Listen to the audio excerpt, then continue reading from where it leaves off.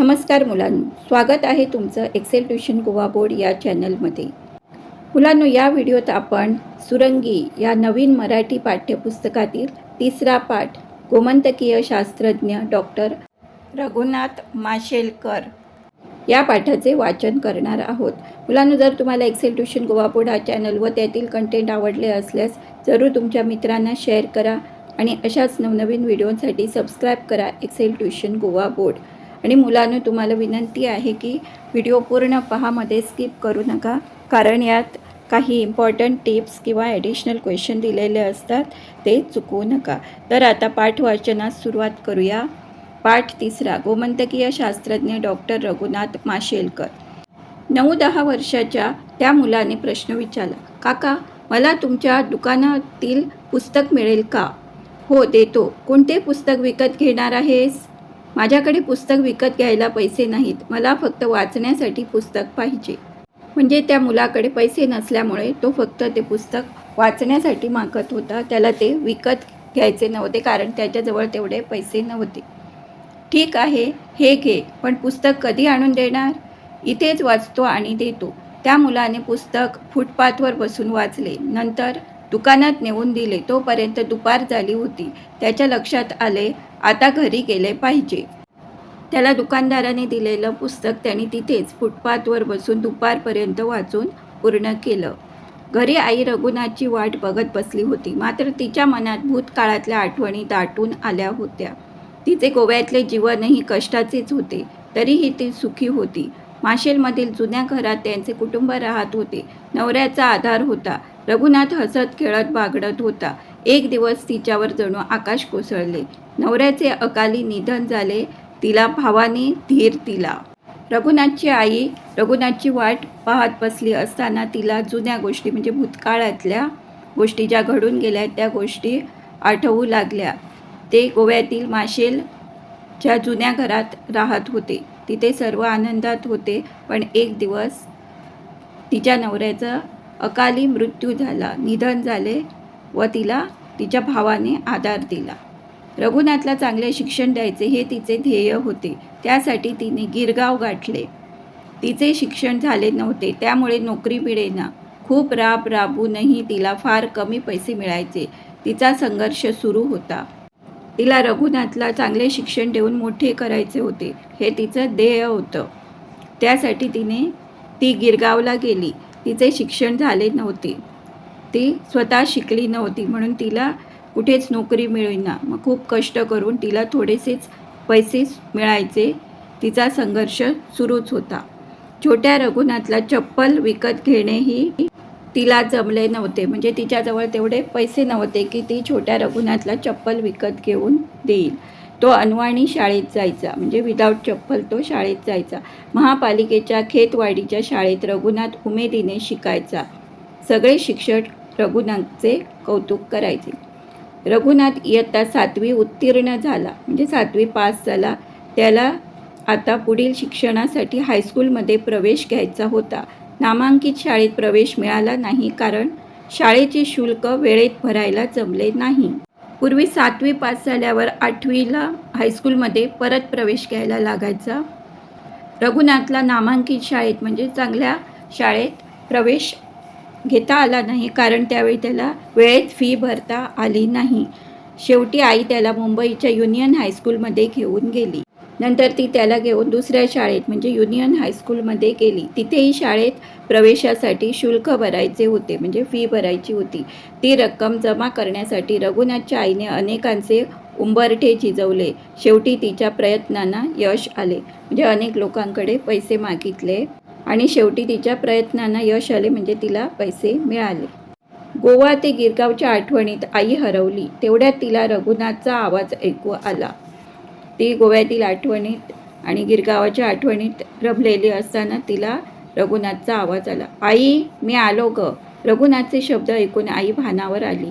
आईने त्याला विचारले, रघुनाथा, मॅजेस्टिक बुक स्टॉलमध्ये नवीन पुस्तके आली आहेत वाटतं? रघुनाथ हसत म्हणाला, हो आई. दुपारच्या जेवणाची वेळ झाली होती. आईने रघुनाथाला जेवायला वाढले. खूप वेळ झाला, रघुनाथ जेवत नाही हे आईने बघितले. आईने विचारले, अरे हे काय, जेव ना. रघुनाथ म्हणाला, आई, मला माहीत आहे घरात पुरेसे अन्न नाही म्हणून तू उपाशी राहतेस. म्हणजे रघुनाथला हे समजले होते की आई त्याला अगोदर वाढते व उरलेले थोडेसे अन्न स्वतः खाते किंवा उपाशी राहते. ती स्वतः उपाशी राहून रघुनाथला पोटभर जेवण वाढत असे. आजपासून आम्ही बरोबर जेवायचे. रघुनाथचे हे प्रेमळ शब्द ऐकून आईच्या डोळ्यात टचकन पाणी आले. रघुनाथने आपल्या ताटातले थोडे अन्न आईच्या ताटात वाढले.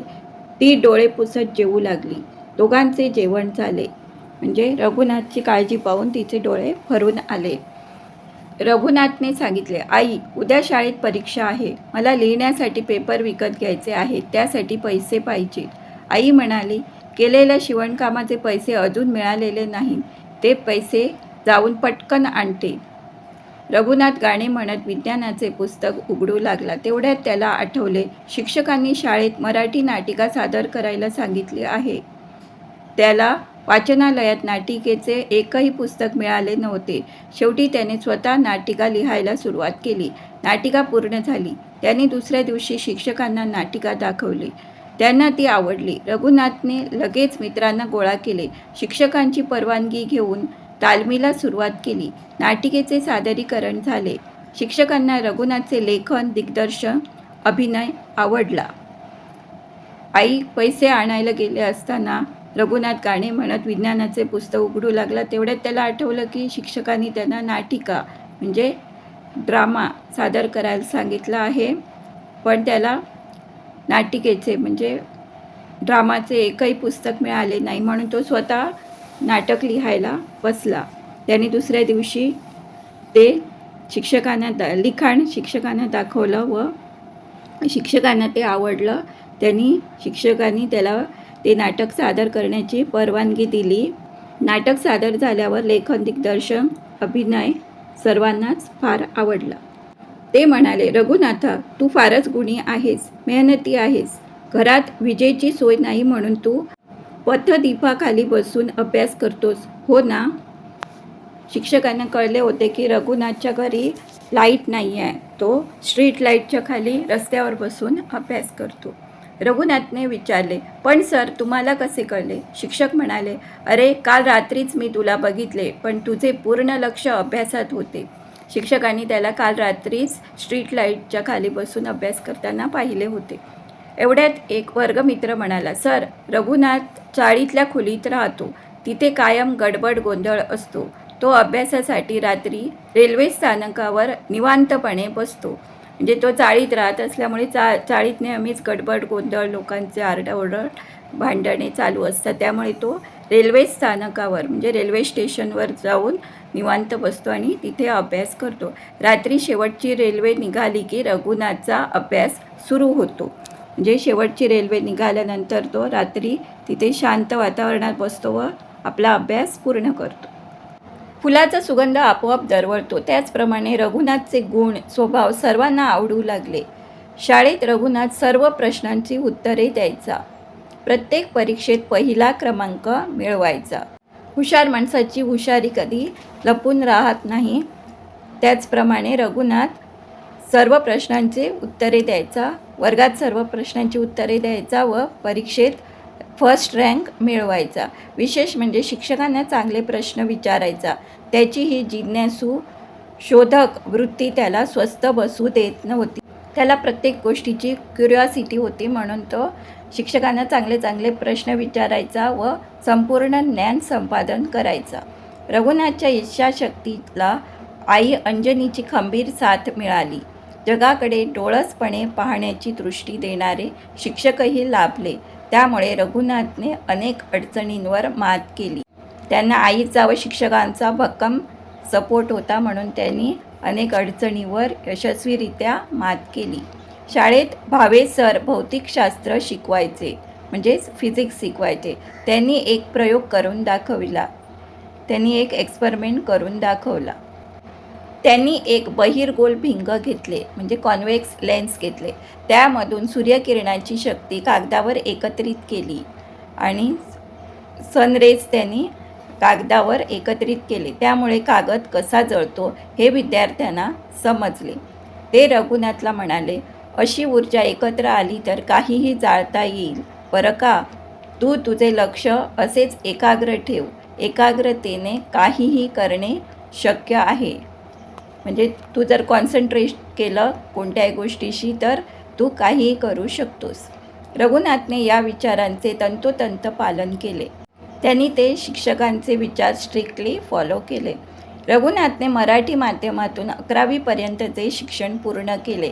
म्हणजे टिल 11th ते मराठी माध्यमातून शिकले. महाराष्ट्र बोर्ड परीक्षेत त्यांनी राज्यात 11वा क्रमांक पटकावला. ही secured 11th rank in Maharashtra board. तरी त्यांच्या समोरील आव्हाने संपली नाहीत.